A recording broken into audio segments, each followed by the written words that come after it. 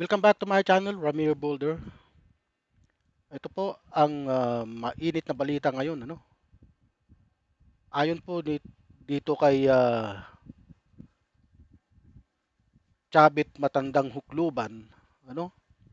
Ito ang inihayag ni dating Ilocos Sur Governor Chavit Singson sa kanyang press briefing ngayong Lunes, Enero 5 na nang sabihin niya na naniniwala siyang mapapatalsik si Pangulong Ferdinand Romualdez Marcos Jr. ngayong 2026. Ayon po kay Chavit Singson, ano ito? Propeta? Eh, matanda na ito eh. Una nang sinabi ng dating governor na ngayon taon ang ika-40 taon ng pagpapatalsik kay yumaong Pangulong Ferdinand E. Marcos Sr. at sinabi na ang number 40 ay mahalaga sa Biblia dahil simbolo ito ng completion and start of a new beginning. Mayroon pa siyang pabiblia-biblia eh. Isa naman siyang demonyo. Ano? Napatalsik si Marcos Sr. noong 1986, he was 68 years old. Now, Bongbong Marcos is 68 years old. So, I'm sure na matatanggal si Bongbong Marcos now. The soonest possible time, saad ni Singson, sigurado yan, matatanggal si Bongbong Marcos dahil nasa atin ang katotohanan, hindi tayo pwedeng pabayaan ng ating Panginoon. I believe in God, I believe in miracle, and I believe in destiny. Nagdag niya. Wow! Galing! Ha? Ang galing ng mga sinabi ni Chavit Matandang Hukluban Singson. Ano ka? Propeta? Ha? Apostoles? Ha? Apostoles ka ba ni Jesus Christ? Dinadamay mo pa ang ang Panginoon dito? Ha? I believe in God. Bakit? Ikaw lang bang naniniwala sa Diyos? Ha? Naniniwala ka sa Diyos? Ang ginagawa mo, taliwas. Hindi mo ba alam? Ang gobyerno, utos ng Diyos yan na magtayo ng gobyerno. Kung sino ang nakaupong presidente, may basbas ang Diyos dyan. Pinapayagan ng Diyos dyan. Hindi naman siya nanalo sa pandaraya. Ha? Hindi naman siya nanalo sa mga pang-i-scam. Ha? Siya ay elected ng majority. Ha? 31 million ang naghalal sa kanya bilang pangulo. Kaya iyan, kagustuhan ng Diyos na mapunta siya dyan. Chavit Singson, matandang hukluban ka, alamin mo muna kung ano yung pinaggagawa mo. Ha? Matanda ka na. Ano, ito, hindi ka igagalang ng mas nakababata kung ganyan ang estilo mo. Kaya nga marami sa yung pumupuna eh. Ha?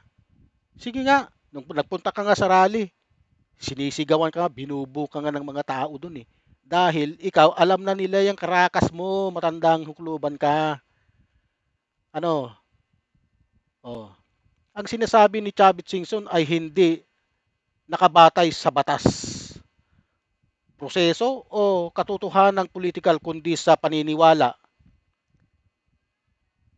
numerolohiya at personal na interpretasyon ng kasaysayan at relihiyon hindi sapat at lalong hindi lehitimong batayan para sabihing mapapatalsik ang isang nakaupong pangulo. Oh. Walang legal na basihan.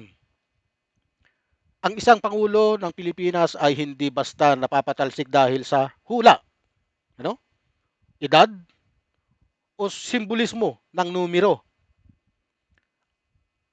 Ayon sa konstitusyon, 3 paraan lang ang posibleng magpatalsik sa pangulo. Impeachment, kailangan may malinaw na krimen at boto ng Kongreso at Senado. Resignation, incapacity of o kaya death, kamatayan. Oh. Maling paghahambing kay Marcos Sr. kasi inihambing niya. Ihinambing ni Chavit Singson si Bongbong Marcos kay Makoy. Ano? Yun ang talagang tawag sa kanya, Makoy. Ang kanyang tatay na si late Ferdinand Edralin Marcos. Ano? Ang pagpapatalsik kay Marcos Sr. noong 1986 ay may people power, revolution. May hayagang diktadura, may malawak na galit ng publiko, may pagkakaisa ng militar, simbahan at mamamayan. Hindi ito maikukumpara sa kasalukuyang sitwasyon ni BBM na nahalal sa landslide victory. Walang martial law, walang civil war, walang mass uprising. Ang edad na 68 ay kinalaman walang kinalaman sa kapalaran ng isang pangulo. Coincidence lang ito, hindi ebidensya. Ang paggamit ng 40 years, biblical symbolism, I believe in miracle and destiny, yun ang sinabi niya.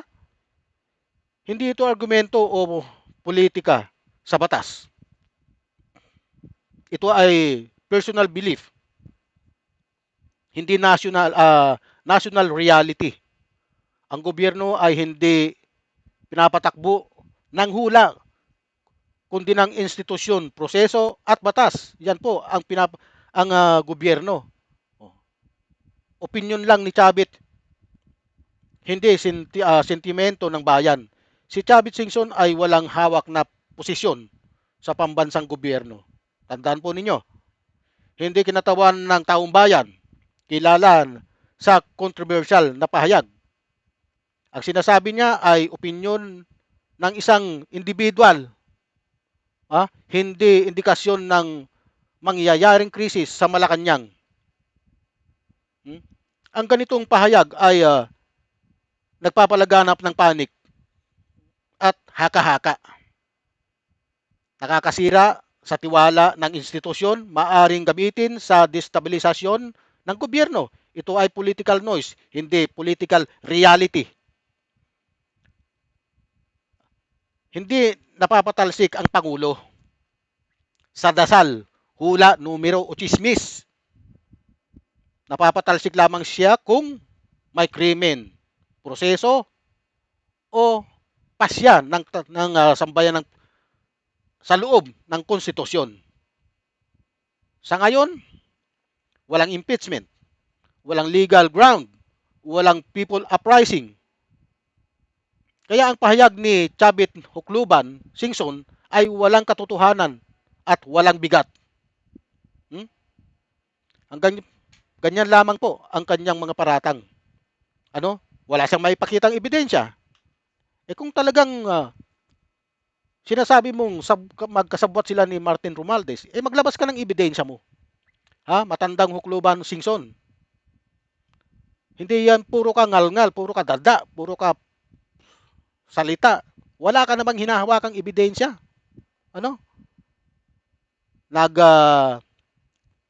Naghihikayat ka upang mag-rally ng big time rally?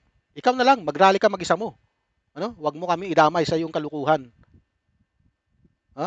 Sigurado yan, matatanggal si Bongbong Marcos. I believe in God, I believe in miracles, and I believe in destiny. Destiny mo. Matandang Hukluban, matanda ka na.